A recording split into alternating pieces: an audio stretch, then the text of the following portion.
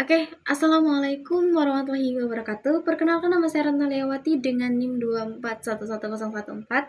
Saya dari Prodi Pendidikan Agama Islam kelas PAI 4A. Nah, video ini berisi tentang tugas mata kuliah Fiqh Muamalah yang nantinya akan membahas seputar tentang akad dalam transaksi muamalah dan harus disampaikan secara tutup mata. Baik, langsung saja saya mulai dari sekarang. Bismillahirrahmanirrahim. Oke, baik, langsung saja.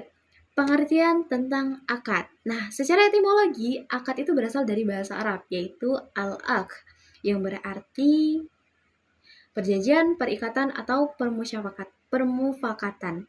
Nah, lalu secara terminologi, akad itu adalah perkataan ijab dan kabul yang mana sesuai atau dibenarkan secara syar'a atau syar'i dan juga menetapkan adanya keriduan di antara dua belah pihak.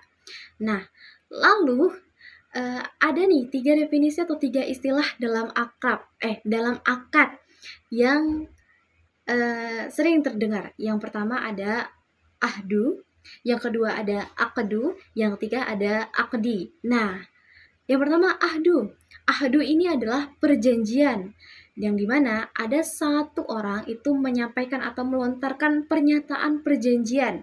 Nah, ini hanya satu orang saja ya, dan dia tidak terikat oleh orang yang lain. Lalu, yang kedua itu adalah aqdu.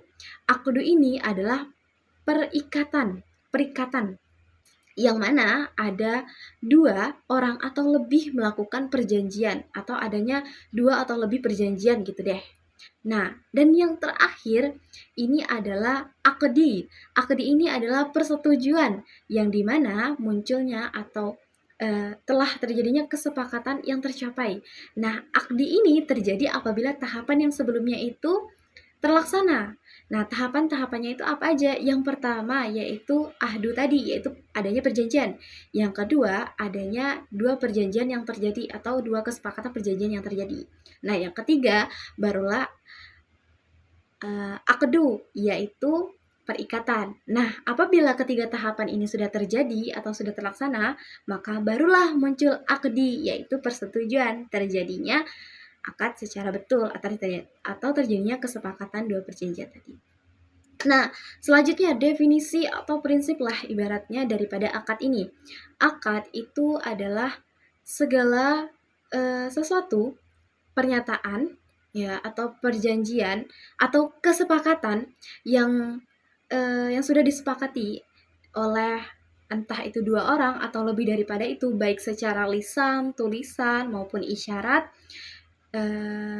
dan dia ini memiliki otoriter atau memiliki implementasi atau implikasi lah dalam perjanjian hukum atau memiliki ikatan hukum gitu deh. Nah, lalu kemudian syarat-syarat dari akad. Nah, syarat-syarat dari akad ini menurut Sadik, aku lupa namanya. Namanya tuh Sayyid Sadik gitulah. Nah, itu ada 3 syarat nih. Yang pertama, tidak melenceng atau tidak menyalahi daripada aturan hukum syar'i. Nah, yang kedua, adanya muncul keridoan di antara dua belah pihak dan memiliki kekuatan atau memiliki hak untuk memilih apabila terjadinya kecacatan dalam akad nanti. Nah, yang ketiga itu adalah akadnya itu harus bersifat jelas, transparan, atau juga benar-benar apa sih namanya? Ya pokoknya dia jelas lah gitu akadnya apa gitu. Nah, lalu rukun-rukun daripada akad ini ya. Yang pertama ada akid.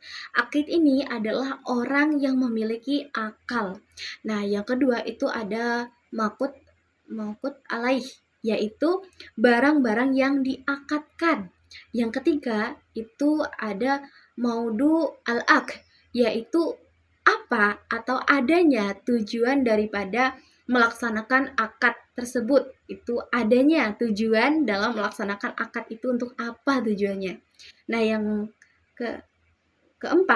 Yang keempat itu tujuan akad hibah, yang dimana adanya perpindahan barang dari si pemberi kepada si yang diberikan. Lalu yang kelima itu adanya sikot al-ak, yaitu ijab dan kabul. Nah, penjelasan ijab dan kabul sendiri, ijab itu ibaratnya kayak penawaran, sedangkan kabul itu kayak penerimaan akan penawaran tersebut. Nah, jadinya kalau ada ijab dan kabul terjadilah akad. Sama nih, kalau ada ijab, ijab kan tadi penawaran tuh. Terus ada ijab dan kabul. Kabul itu kan kayak mengabulkan, kalau menerima si penawaran dari ijab tadi. Nah, kalau ini terjadi, maka terjadilah akad tadi. Nah, lalu selanjutnya apa nih? Yang ini, yang memberhentikan akad ya, yang memberhentikan. Maaf. Selanjutnya ini, yang bisa, maaf aku lupa urutannya.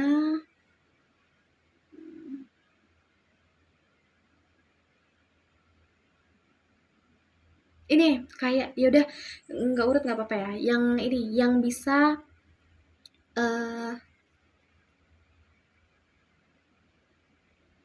ini, yang bisa mengakhiri akad. Yang itu dulu. Yang bisa mengakhiri akad. Nih, yang bisa mengakhiri akad. Akad itu berakhir apabila satu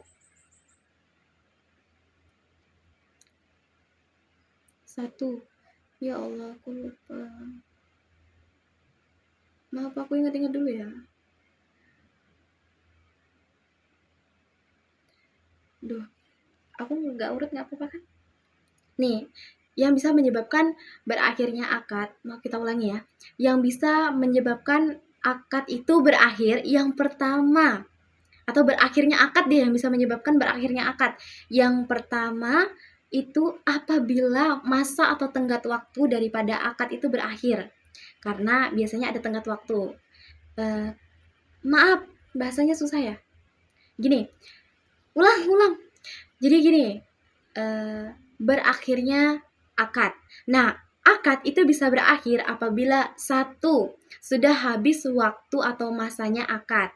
Dan kalau apabila akad ini punya tenggat waktunya. Yang kedua, adanya salah satu pihak yang membatalkan akad. Nah, pihaknya ini yang berakad itu ya. Nah, tapi ini bisa terjadi kalau tidak adanya ikatan atau tidak adanya perikatan ini hukum. Nah, tapi kalau ada ikatan hukum, akad itu tidak hanya akan bisa berakhir apabila satu, adanya gehar daripada jual beli yang terjadi. Yang kedua, itu ini apa sih namanya? Gehar yang kedua yang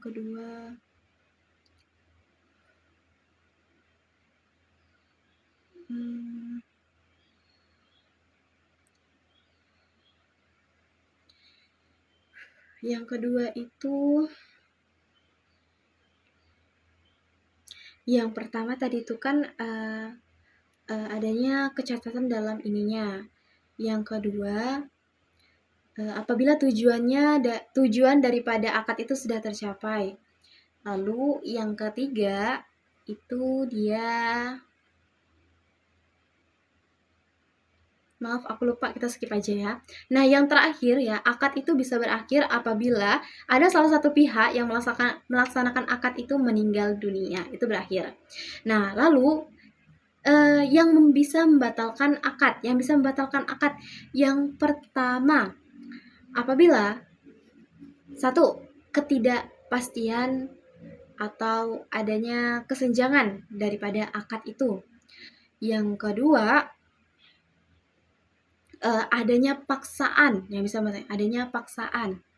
Yang ketiga,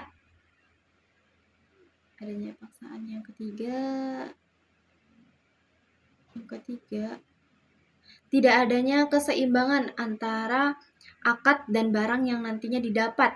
Kemudian yang keempat,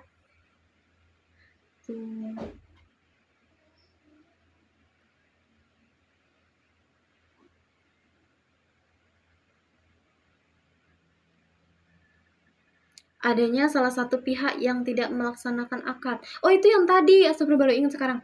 Oh, maaf. Ya Allah, astagfirullahaladzim. Itu yang tadi ya. Itu yang bisa yang bisa mengakhiri akad. Kemudian ini kan tadi yang pertama itu adanya gehar. Ini ya. Ini yang pertama adanya gehar atau ketidakpastian daripada barang atau objek atau yang dijual. Yang kedua, adanya salah satu pihak yang tidak melaksanakan akad tersebut. Yang ketiga itu adanya unsur penipuan. Yang keempat, adanya kecacatan daripada barang yang telah diakadkan itu. Tuh. Nah, lalu udah itu aja ya. Lalu hikmah-hikmah daripada akad. Yang pertama adalah adanya hukum atau aturan yang pasti. Yang kedua, menegakkan keadilan. Yang ketiga, menghindari unsur penipuan. Yang keempat, terciptanya keteraturan. Yang kelima,